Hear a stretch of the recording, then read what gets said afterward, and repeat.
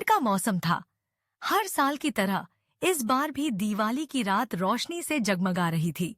छोटे से गांव में रहने वाले रामू, उनकी पत्नी राधा, उनके 2 बच्चे और बूढ़े माता पिता एक साथ मिलकर दिवाली मना रहे थे। उनके घर की दिवाली साधारण थी, लेकिन दिलों में खुशियों का दीप जल रहा था।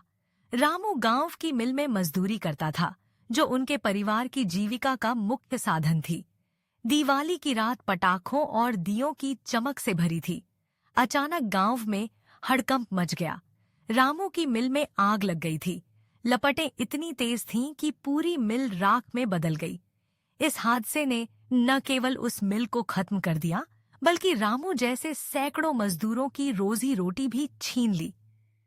रामू उदास मन से घर लौटा और राधा को सारी बात बताई। राधा ने अपनी आंखों में आंसू भरते हुए कहा, अब क्या करेंगे? हमारे बच्चों का स्कूल, माता पिता की दवाइयां और घर का खर्च, सब कैसे चलेगा? रामू के पास कोई जवाब नहीं था। कुछ दिन बीत गए। घर में अन्न के दाने खत्म हो रहे थे।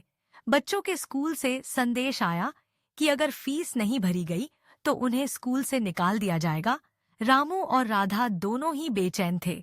तभी राधा ने एक दिन रामू से कहा, मैं कुछ करने की कोशिश करती हूँ। राधा को रजाई बनानी आती थी। वह पुराने कपड़ों के टुकड़ों से सुंदर रजाई सिलती थी। साथ ही उसे चंदन की लकड़ियां इकट्ठा करने का भी शौक था। चंदन की खुशबू उसे हमेशा सुकून देती थी।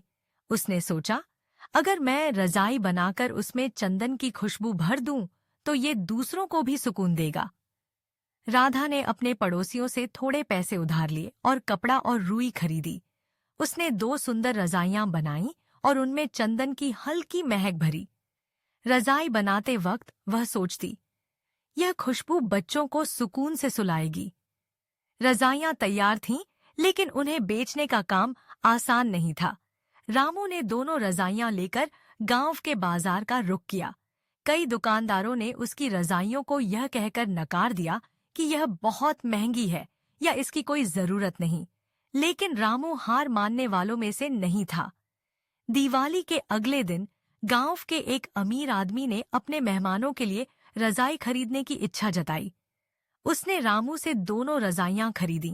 रजाई देखते ही वह खुश हो गया और अपने मेहमानों के लिए ले गया। राधा और रामू को थोड़े पैसे मिले, जिससे उन्होंने कुछ दिन का राशन खरीदा। अगली सुबह वही अमीर आदमी उनके घर आया।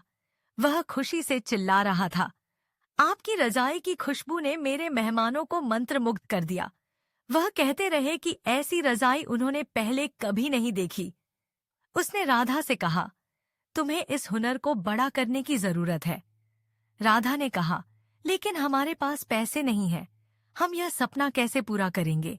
यह कहते हुए राधा की आंखों से आंसू बहने लगे। अमीर आदमी ने मुस्कुराते हुए कहा, तुम अपनी कला में निपुण हो, पैसे की चिंता मत करो, मैं तुम्हारे काम में निवेश करूंगा। तुम बस अपनी मेहनत जारी रखो। उस दिन से राधा ने अपनी कला को बड़े स्तर पर ले जाने की ठान ली। उसने चंदन, गुलाब, चमेली और केवड़ा जैसे कई खुशबुओं के साथ रजाइयां बनानी शुरू की। उसकी रजाइयों की मांग सिर्फ गांव में ही नहीं, बल्कि आसपास के शहरों में भी बढ़ने लगी।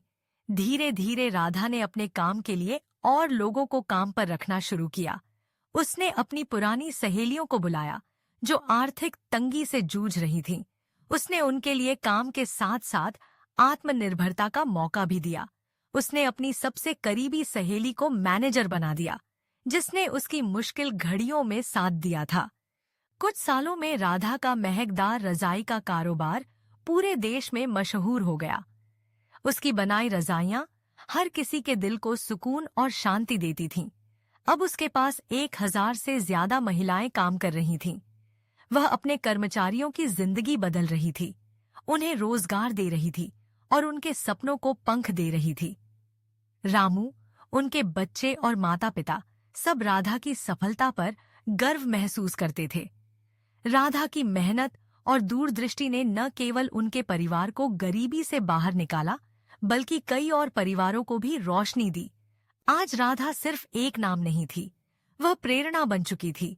उसकी कहानी हर उस व्यक्ति के लिए एक सबक थी, जो मुश्किल समय में हार मानने का सोचते हैं।